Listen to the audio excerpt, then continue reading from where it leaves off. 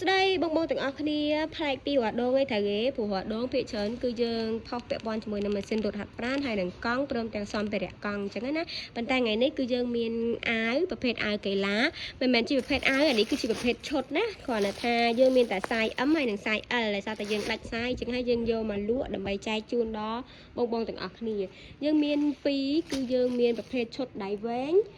ជើងខ្លីហើយនឹងឈុតដៃខ្លីជើងខ្លីហើយសូមបញ្ជាក់ថាតម្លៃគឺធូរមែនតើចំពោះអាវនេះដែរបងឃើញស្អាតមែនទែនមើលសាច់កណាត់របស់វាគឺត្រជាក់ល្អហើយពាក់ទៅអត់ស្គៀពេកអានេះគឺsize M ដៃខ្លីណាយើងមាន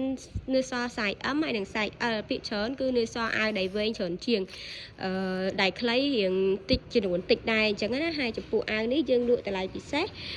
ដៃខ្លីមួយឈុត20000រៀលហើយចំពោះដៃវែងគឺមួយឈុត24000ណា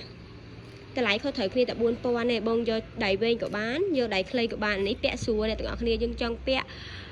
នៅផ្ទះធម្មតាក៏បានពាក់លេងកីឡាដូចជា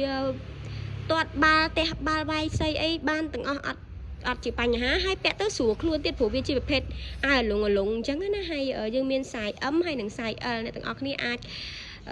តម្លាក់លេខក្រុមវីដេអូនឹងក៏បានឬមួយក៏ឆាតចូលក្នុង page ផ្ទាល់ក៏បានដែរហើយមួយទៀតលេខ Telegram របស់យើងគឺនៅក្នុងវីដេអូនឹងដូចគ្នា